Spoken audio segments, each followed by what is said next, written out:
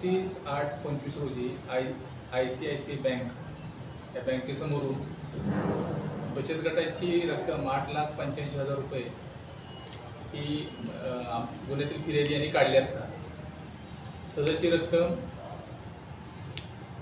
एका लहान मुलाच्या मदतीने आरोपींनी पळवून नेली होती। त्या बाबतीत अकलूज पोलीस ठाणे या ठिकाणी गुन्हा दाखल झाला होता। सदर गुन्ह्याचा तपास अकलूज पोलीस ठाण्याचे तपास पथक आणि SDPO सरांचे तपास पथक असं संयुक्त करत होतं। या गुन्ह्याच्या तपासादरम्यान तांत्रिक विश्लेषण आणि इतर माहितीच्या आधारे तपास पथकाला माहिती मिळाली की सदरचे जे आरोपी आहेत ते आरोपी जे धार्मिक ठिकाणं आहेत, धार्मिक ठिकाणे असणाऱ्या ठिकाणी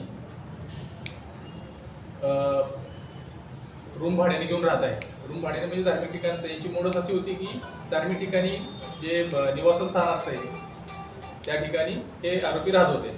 आरोपी हे लॉजला किंवा हॉटेलला राहत नव्हते।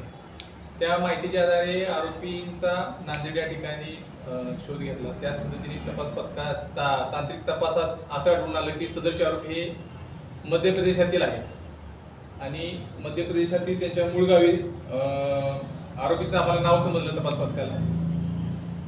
मध्य प्रदेशातील मूळ गावी आरोपीचा शोध घेतला। त्या ठिकाणी तपास पथकाला तिथल्या स्थानिक पोलिसांच्या मदतीची आवश्यकता पडली।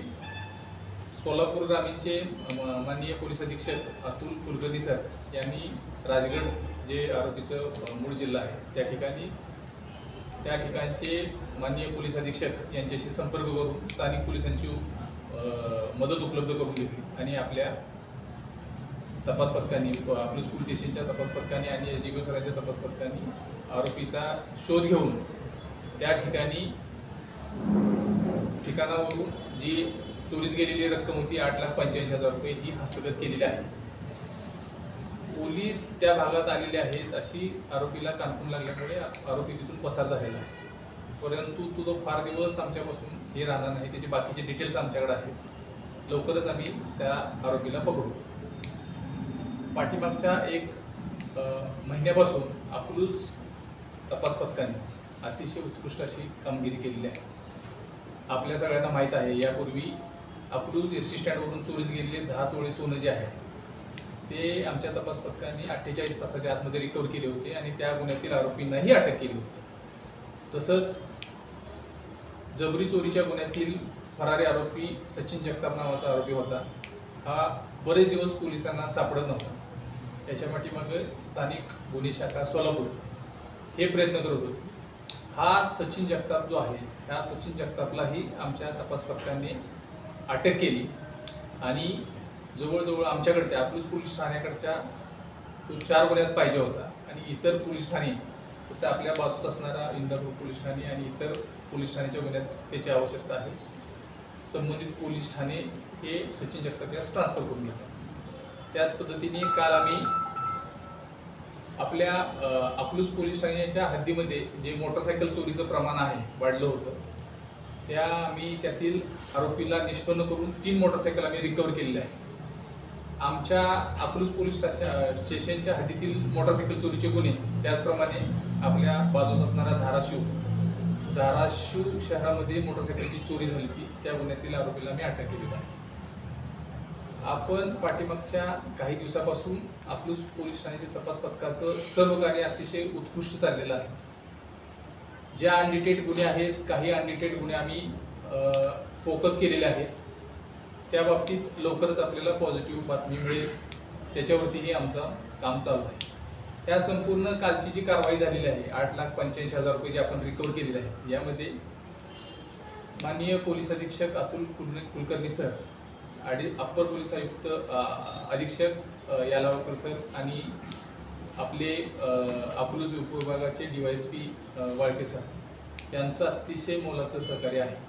आपली संपूर्ण टीम मध्य प्रदेश या ठिकाणी असताना त्या संपूर्ण टीमला वारंवार फोनवरून मार्गदर्शन करण्याचं काम कॉन्फरन्स कॉलद्वारे स्वतः पोलीस अधीक्षक सर कुलकर्णी सर करत असल्यामुळे आपल्या टीमचं मॉरल एकदम हाय होतं आणि आम्हाला खात्री होती की हा गुन्हा आम्ही दुसऱ्या जरी राज्यातला जरी असला तरी आम्ही तो 100% डिटेक्ट करू. धन्यवाद. आणि सर महाराष्ट्रामध्ये काय गुन्हे आहेत का यापूर्वीचे? या बाबतीत आम्ही माहिती घेतलेली आहे. अशाच प्रकारच्या मोड्सचे महाराष्ट्रात गुन्हे आहेत आणि आम्ही त्यावरती काम करतो. आता सगळ्या गोष्टी तुम्हाला इथं ह्याच्यावरती सांगणं हे नाही. तपासाधीन त्या काही गोष्टी आहेत, म्हणजे तांत्रिक विश्लेषण आणि बाकीचे ज्या आधारे आम्ही त्याच्यावरती काम करतो. तपास करताना टीमला काही अडचणी आल्या असतील त्याविषयी काय थोडं सांगा. यश हे दिसतं माणसाला पाठीमागच्या ह्याच्यातून. 4-5 दिवसापासून टीम आमची त्यांच्या अंगावरच्या फक्त कपड्यानिशी बाहेर होती, इतर ह्याच्यात होती. पण सगळ्यात महत्त्वाचं SP सरांचं जे मॉरल वाढवण्याचे पाठीमागचे जे शब्द होते, प्रत्येक वेळेस टीमला कॉन्फरन्सवरती घेऊन ज्या सूचना देण्याचं काम होतं त्यामुळं टीमचं मॉरल एकदम हाय होतं. हे पाठीमागच्या 3-4 दिवसापासून अंगावरच्या कपड्यानिशी जशी जशी लीड होती मिळत होती त्या पद्धतीने हे फक्त अंगावरच्या कपड्यानिशी फक्त टीम आपली पुढे लीड करत होती. त्या संपूर्ण 4-5 दिवसात टीमला खूप अडचणी आल्या. बाकीच्या ज्या इथं सांगणं शक्य नाही अशा बऱ्याच अडचणी आल्या, तांत्रिक असतील, बाकीच्या राहण्याची सोयी असते. पण त्या संपूर्ण प्रतिकूल परिस्थितीत अगदी यशस्वीपणे आपल्या टीमने काम केलेलं आहे आणि आपल्याला हेही दिसतंय. हा थोडासा भावनेचा विषय होऊन गेला होता, कारण काही ग्रामीण भागातल्या महिलांच्या बचत गटाच्या पैसे होते ते आणि या बाबतीत अकलूजच्या परिसरातल्या लोकांच्या भावना होत्या.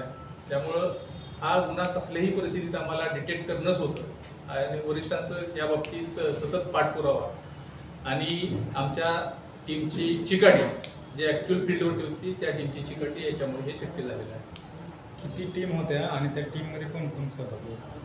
आमची संपूर्ण जोपर्यंत आरोपीचा हे लागत नव्हता, ठिकाणा लागत नव्हता, तोपर्यंत ॲक्च्युअल आमच्या 3 टीम काम करत होत्या. पण त्या 3 टीमपैकी एका टीमला चांगली लीड मिळाली आणि तीच टीम पुढं कॅरी ऑन त्या टीमने केली. त्यामध्ये स्वतः DYSP सरांची जी टीम आहे ती टीम काम करत होती आणि आमच्या अकलूज पोलीस ठाण्याकडची तपास पथकातील टीम काम करते. असे जॉईंट ह्यांनी हे काम केलेलं आहे. टीममध्ये कोण कोण? टीममध्ये आमचे सहाय्यक पोलीस फौजदार निकम, पोलीस हवालदार मधुमती, पोलीस कॉन्स्टेबल खरात आणि पोलीस कॉन्स्टेबल लोहार. त्याच पद्धतीने यामध्ये सर्वात महत्त्वाचं जे काम केलेलं आहे, जो टेक्निकल सपोर्ट लागतो तो सोलापूर ग्रामीणची जे सायबर सेल आहे आमचा, सायबर सेलचे तांबोळी म्हणून आहेत, अतिशय त्यांनी महत्त्वाचं काम केलेलं आहे. बाकीच्या बाहेरच्या तपासासाठी टेक्निकल सपोर्टची आवश्यकता असते, तांत्रिक विश्लेषणाची आवश्यकता असते.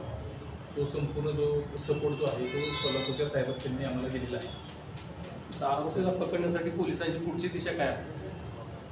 मी तपासाच्या काय गोष्टी आहेत या ठिकाणी क्लिअर करता येत नाही, परंतु टेक्निकल ह्याच्यावरती आणि सोर्सवरती आरोपीला पकडण्यासाठी सर्व मटेरियल तयार आहे.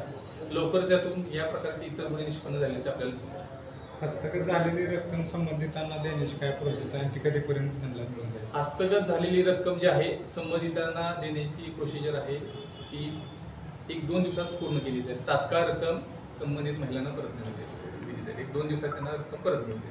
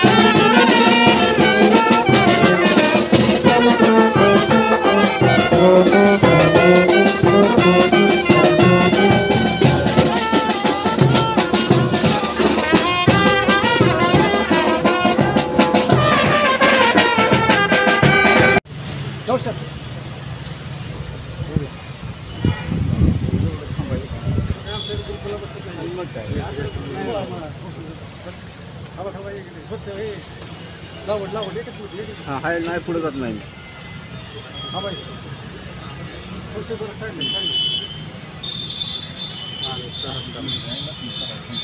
एकच मिनिट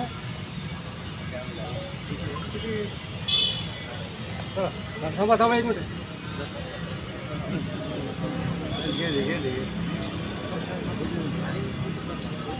ओके चला